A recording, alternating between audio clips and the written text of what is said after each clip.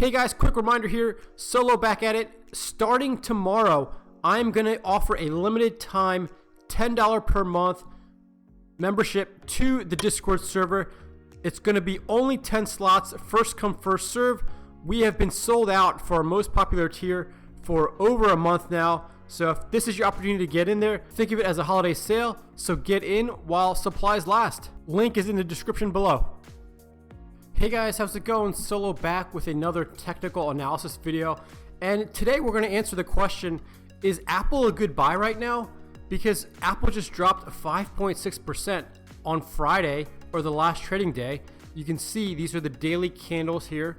Every candle represents 1 day of trading. And we have gone on a little bit of a bearish run here ever since we peaked around October 13th. And we really peaked all-time highs around September 2nd. So is this now a good time to get in and go long, or get in and start buying some calls or start wheeling options on Apple? Let's get right into it. Let's look at the technical analysis. So if you missed my prior video, I did some TA on Apple probably a few weeks to a month ago now. So it's time to update that technical analysis and see what we can see in terms of, is this now a good opportunity to buy the dip on Apple stock? So let's get right into it. As I said, this past Friday, Apple was down 5.6%, which is a decent amount for a relatively stable stock like Apple. But we are not near short-term lows. You can see back on September 21st, we had an intraday low of just a little over $102. We closed the day at 110-ish, but we did open the day at about 104, 105. So we do have a little bit of ways to drop. Now, if you're looking at this graph, you can see these yellow lines represent areas of support and resistance that I've identified. These red bars represent gaps that I believe will get filled at some point. You can see these gaps were created in early July, early August, because we gapped up from July 30th to July 31st. There's this gap between these two red marks here. And then there's another smaller gap from July 31st to August 3rd. You can see there's a little bit of a gap there. So if you believe in that theory, these gaps will get filled, and it does look like this shorter gap did get filled back in mid to late September. So that gap is closed off, so we can take that one off the table. But now I think this upper limit of the gap now represents an area of support. You can see if I zoom in here, on Friday, the intraday low bounced right off this trend line. So I'm going to change this to a yellow color to represent an area of support now. So what I'm looking for is, come Monday morning when we trade, are we going to bounce up off this area of support like this, or are we going to continue trending down? Because if we continue trending down, that is not going to be a good sign, and that tells me that it would be better to wait to go long on Apple shares. And I say that because if we break to the downside, if we break this 108 area of support, there's no other area of support really until about $99 to $100. You can see from this yellow line here to really this red line here, if I zoom out, there's no price data. I mean, Apple has been just setting all-time highs since roughly May of this year. So there's no historical price data to form areas of support and resistance off of.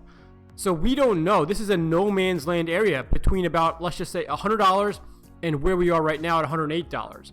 So if Monday morning, or I should say Monday end of day, if we close below 108, then I would wait. Because I think you can get in at a much better price point, something closer to $100 or even sub $100. If we can get below $100, in my opinion, that's a buy signal for me. That's a great point to go long.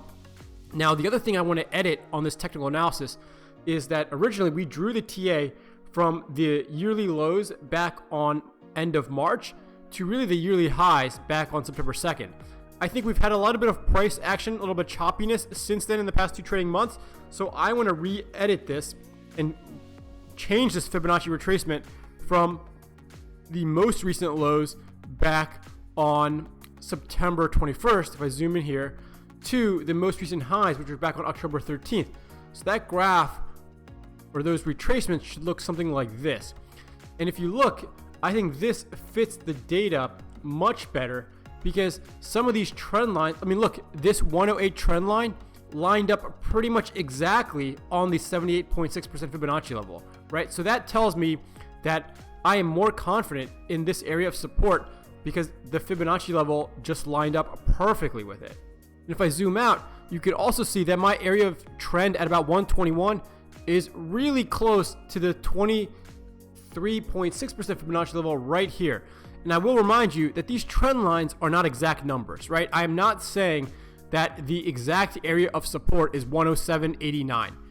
This is more of an area. So somewhere around $107, $108 is going to be an area of support. There's some leeway there, right? The other thing, if I zoom in here, this pink line represents the 50-day moving average, while the orange line represents the 21-day moving average. And you can see for the past week of trading, the intraday highs have pretty much bounced off of, unfortunately to the downside, the 21-day moving average. So the fact that we are trading below both the 50 and the 21-day moving averages, and that crossover occurred somewhere about last week, that is a bearish signal to me. And if we look at the overall trend for the past 2 to 3 weeks of trading, you can see we are trending downwards. If I were to draw a trend line, it would unfortunately, look something like this, because we are in a downsloping trend. So again, another bearish signal. Now, the one sort of saving grace here is that the RSI is not as oversold as I would like it. So that tells me that we still have room to drop, because again, the RSI is kind of in the middle ground, not really overbought, not really oversold. Yes, it is leaning towards oversold, but I think we still have a ways to go. So my price prediction based on my technical analysis is that in the short term, and when I say the short term, I mean the next few trading days, the next few trading week or two, I think we are going to continue trending downwards. I think Apple is going to get close to $100 or sub $100. And if I zoom out, you can see there was a lot of price action in the high 90s back in July. And there's actually an area of resistance at right about $99. So I would want to look into going long on Apple somewhere at least around $99 to $100. If you want to get really aggressive and be really patient, I think the next area of support is going to be at around $91. If I zoom out, you can see for about a week of trading here at the end of June, there was an area of resistance there. Now, I'm also questioning if there's another area of support around 93, 94, because there's a few, basically 3 to 4 days of trading here that looked like they were forming an area of support, but again, there's just not a lot of price action there. So I think that right now we are going to test closer to $100. If we break 108 next week, then I really think we could easily get to 100 or below. So that is what I'm looking to see. I think if you want to, like I said, be really patient, wait till we break 100 to see if we go all the way down to the mid to low 90s. I think if you can get in at the low 90s, that would be a great area to buy in, as long as you don't think we are mid to long-term bearish. Obviously, if this is the start of a big recession or a big depression, all bets are off. And of course, no technical analysis is 100% accurate. These are just my opinions based on the TA that I've done and the data that I've looked at so far. Let me know in the comments below if you own shares of Apple, if you're trading options on Apple. Let me know if you agree or disagree with my technical analysis. As always, if you have any questions or comments, leave them below. Make sure you join our Discord server if you want just real-time updates and just good, smart, friendly, knowledgeable people to bounce stock and options trade ideas off of. And as always, happy trading.